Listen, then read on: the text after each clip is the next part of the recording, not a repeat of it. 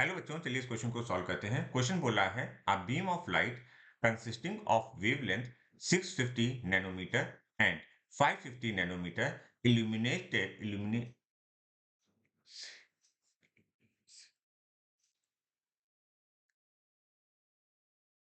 Hello बच्चों, चलिए इस क्वेश्चन को सॉल्व करते हैं। क्वेश्चन बोला है beam of light consisting of wavelength 650।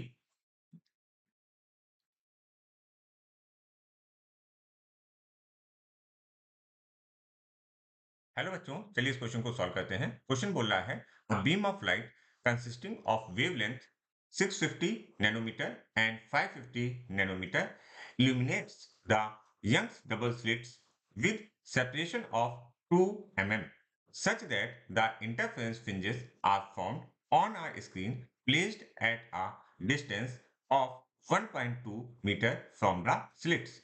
The least distance of a point from the central maxima where the bright fringes due to both the wavelengths coincide is आपको least distance पता करना है। तो figure को draw करते हैं। देखिए, ये हमारे पास स्क्रीन है, ठीक है, और ये स्लिट्स हैं।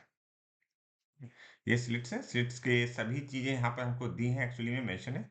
ये कैपिटल डी है, ठीक है, स्क्रीन और स्लिट के बीच का डिस्टेंस। ये जो है that is an small D, जो स्लिट्स के बीच का डिस्टेंस है, ठीक है। ये स्लिट और स्क्रीन का है। तो देखो यहाँ पर, ये देखो, ये जो दी वैल्यू है that is an capital D और ये स्मॉल डी है, ठीक है। अब यहाँ पर दो वेवलेंथ है, ठीक है, दो वेवलेंथ है। तो देखिए, एक की वजह से इंटरफेरेंस होगा, एक की वजह से इंटरफेरेंस होगा। लेट, मैंने कहा ब्लू वाली की वजह से यहाँ पर कहीं इंटरफेरेंस हो रहा है, ठीक है। इंटरफेरेंस हो रहा है और साथ साथ क्या हो रहा है, लाइट मिल रहा है, ठीक है।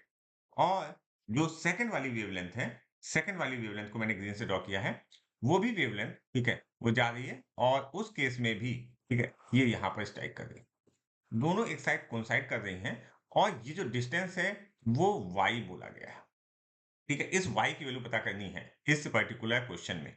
तो सर y की वैल्यू तो पता करनी है, लेकिन देखो क्या होगा, डिफरेंट डिफरेंट वेव की वजह से, जैसे अगर हम मान कर लें कि ग्रीन वाले की वजह से यहाँ पर कोई मैक्सिमा बन रहा होगा, इसी तरह से ब्लू वाले की वजह से भी यहाँ कोई मैक्सिमा बन रहा होगा, कि दोनों के मैक्सिमा की वैल्यू अलग अलग होगी। मतलब आप ऐसे समझने की कोशिश करो, Y N is equal to N lambda capital D by small D, ठीक है। ये बात आपको समझ में आती है ब्राइट फ्रिंज के लिए। अच्छा, तो देखो, हमारा कैपिटल डी सेम है, स्मॉल डी सेम है, लैम्डा चेंज हो रहा है, लैम्डा चेंज हो रहा है।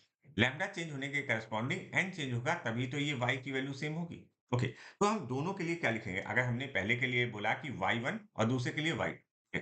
पहले के लिए मैं बोल रहा हूँ y1 वाला होगा और दूसरे के लिए मैं बोल रहा हूँ y2। तो दोनों डिस्टेंस क्या होने चाहिए? सेम होने चाहिए। तो y1 इक्वल टू y2, तो हम लिखेंगे n1 lambda 1 into d capital D upon small d is equal to n2 lambda 2 capital D upon small d।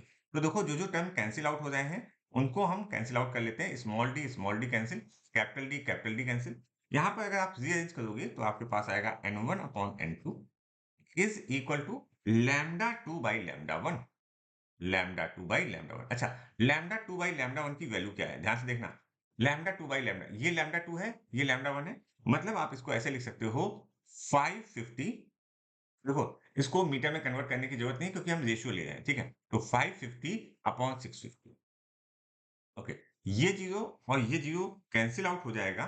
तो अगर आप देखो, तो यहाँ पर अगर हम देखें, चेक करें, 5 1 जा 5, 5 1 जा 5, 5 1 जा 5, 5 3 जा 15, मीन्स ये जो वैल्यू आ गई दैट इज 11:13 आ गई, ठीक है, जो रेशियो आया, ठीक है। तो हम ये कह सकते हैं कि n1 का 11th वाली जो ब्राइट फ्रिंज होगी वो यहाँ पर बनेगी और n2 की 13th वाली बनेगी। तो उसने डिस्टेंस पूछा है, तो आप कोई भी एक ले लो, ठीक है। मैंने क्या कहा, मैंने कहा मैं 11 वाला यूज कर रहा हूँ, ठीक है। तो जब हम 11 वाला यूज करेंगे तो उसमें वेवलेंथ कौन सी यूज करेंगे? उसमें हम वेवलेंथ यूज करेंगे 650, ठीक है। अगर हम 13 का यूज करके इस क्वेश्चन को सॉल्व करेंगे तो हम यूज करेंगे 50। तो हम 11 का यूज कर रहे हैं, तो देखिएगा क्या लिखते हैं, y is equal to again n lambda capital D by small D, ठीक है। y की वैल्यू हमको दी थी क्या? y की वैल्यू हमसे पूछी गई है, ओके।